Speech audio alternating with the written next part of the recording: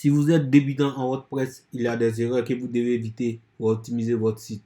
Salut les refs, c'est WordPress Sensei. Bienvenue dans cette nouvelle vidéo. Alors si vous venez de découvrir la chaîne, sachez qu'ici nous faisons des vidéos sur WordPress, Elementor et sur tout ce qui touche au développement no-code. Sans plus tarder, nous allons rentrer dans le vif du sujet.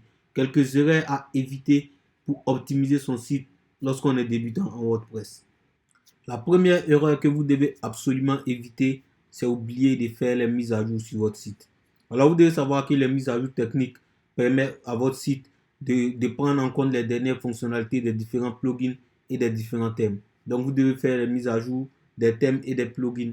Donc pour faire les mises à jour, vous pouvez vous rendre dans la barre latérale gauche de votre back-office. Vous allez voir mise à jour, le nombre de trucs qui demandent de nouvelles mises à jour, que ce soit les plugins ou les thèmes. Et lorsque vous cliquez ici, vous allez voir les différents trucs qui demandent des mises à jour et vous pouvez faire directement les mises à jour. Il y a certains plugins aussi qui donnent la possibilité d'activer les mises à jour automatiques. Donc, vous pouvez activer les mises à jour automatiques pour ne pas avoir à faire manuellement les mises à jour.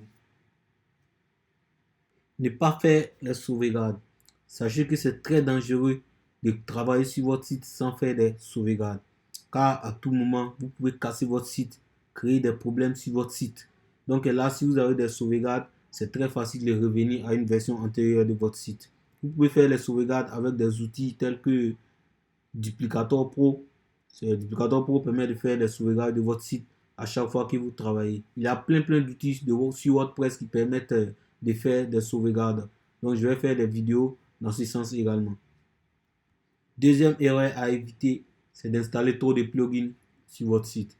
Vous devez savoir que trop de plugins, c'est vrai que les plugins permettent le fonctionnement correct de WordPress car c'est les plugins qui vont vous permettre d'ajouter toutes les fonctionnalités à votre site WordPress. Mais installer trop de plugins va ralentir votre site et peut même bloquer votre site car les plugins peuvent avoir des conflits entre eux, ce qui peut créer des erreurs critiques sur votre site. Donc la meilleure solution pour ça, c'est d'utiliser des plugins qui ont plusieurs fonctionnalités à la fois. Donc là, je vais essayer de faire des vidéos sur les plugins qui peuvent vous aider dans ce sens-là.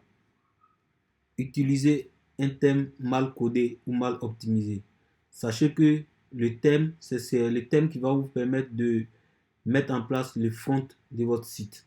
Donc si vous utilisez un thème mal codé ou mal optimisé, cela peut avoir une répercussion très négative sur votre site à court comme à long terme. Oubliez les balises titres et la métadescription. Sachez que les balises titres et la métadescription des pages, c'est ce qui va permettre à Google et à tous les moteurs de recherche de pouvoir mieux référencer votre site. Donc si vous oubliez ces paramètres-là, cela peut ralentir votre site dans l'affichage sur les moteurs de recherche. J'ai d'ailleurs fait une vidéo sur comment optimiser le référencement de son site grâce à l'ajout des balises titres et des métadescriptions. Vous retrouverez cette vidéo sur ma chaîne. Ne pas optimiser les images peut être une erreur très grave sur un site WordPress, car des images trop lourdes peuvent entraîner un mauvais chargement de votre page, un chargement trop lent de votre page. Et je vous assure que cela inquiète beaucoup les internautes. Et les internautes n'aiment pas du tout qu'une page prenne trop de temps à charger. Donc beaucoup de personnes ne fréquenteront pas votre site. Ne pas personnaliser les permaliens. Sachez que WordPress utilise son système de permaliens par défaut sur les pages et les articles. Pour les pages, c'est simple, c'est le nom de la page que WordPress va transformer en slug. Mais pour les articles, c'est encore plus délicat car pour les articles, WordPress va mettre la date où l'article a été créé et ainsi que le nom de l'article. Donc tout cela peut ralentir le référencement du site sur les moteurs de recherche. Donc, c'est toujours mieux de personnaliser les permaliens. Et pour personnaliser les permaliens, vous devez venir dans Réglages, permalien. Réglage et vous allez voir permalien quelque part. Lorsque vous suivez les réglages, vous pouvez personnaliser les permaliens de votre site. Ne pas utiliser les caches. Les plugins de cache tels que WP Rocket vont vous permettre de nettoyer votre site après chaque modification. Parce que sur WordPress, vous pouvez faire des modifications. Les modifications ont bien été prises en compte. Mais les modifications peuvent prendre du temps pour être chargées sur chez les visiteurs de votre site. Donc, les plugins de cache vont vous permettre de vider les caches et en même temps, lorsque le visiteur vient, ça recharge de nouveaux contenus tranquillement. Gardez le login admin. Sachez que les petits pirates aiment venir s'entraîner sur la page de connexion à votre back-office. Voilà. Donc, lorsque vous gardez le login admin, car tous les sites WordPress utilisent le nom du site /wp admin comme le lien du back-office. Donc, il existe des plugins tels que Hide Login qui va permettre de changer ce lien-là.